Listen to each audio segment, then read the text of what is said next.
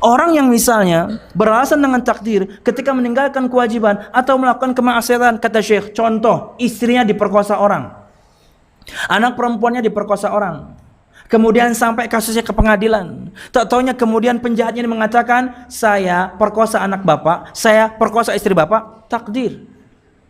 Kata Syekh, apakah orang ini akan terima alasan penjahat itu?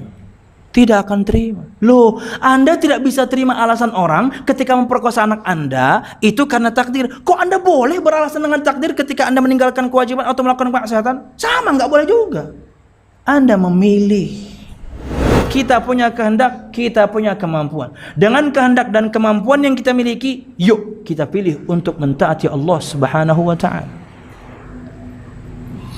Allah Subhanahu wa taala berfirman, "Liman syaa'a minkum faman syaa'a attakhadha ila rabbih ma'aba." Dalil kita punya kehendak.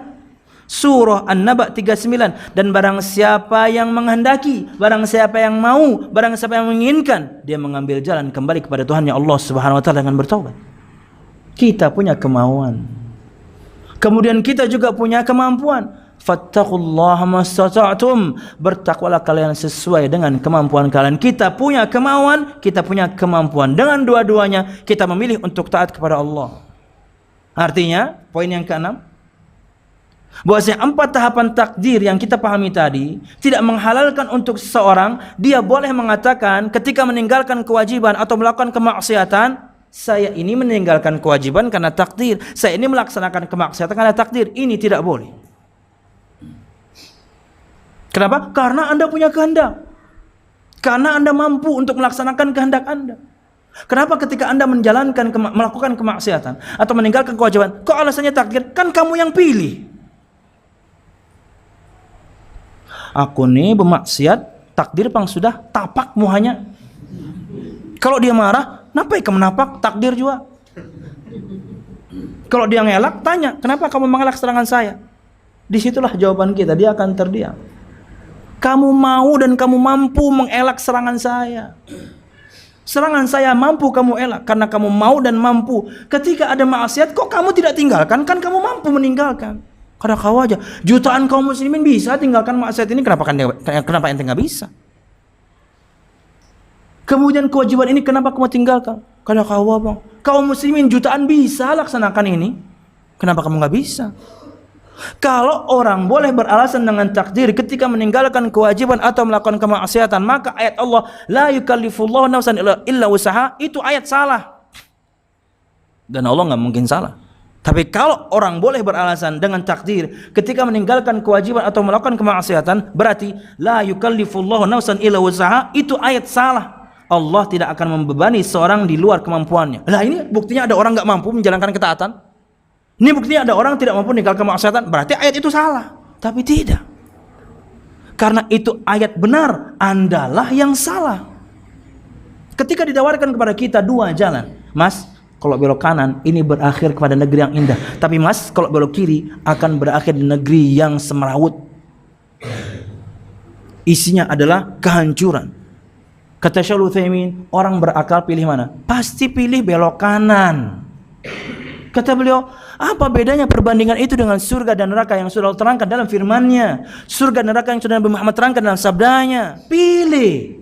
Ini loh janji-janji surga. Saya pilih ini. Karena janji-janjinya luar biasa. Dan ini ancaman-ancaman neraka. Saya jauh-jauh deh. Kenapa? Karena kita bisa milih.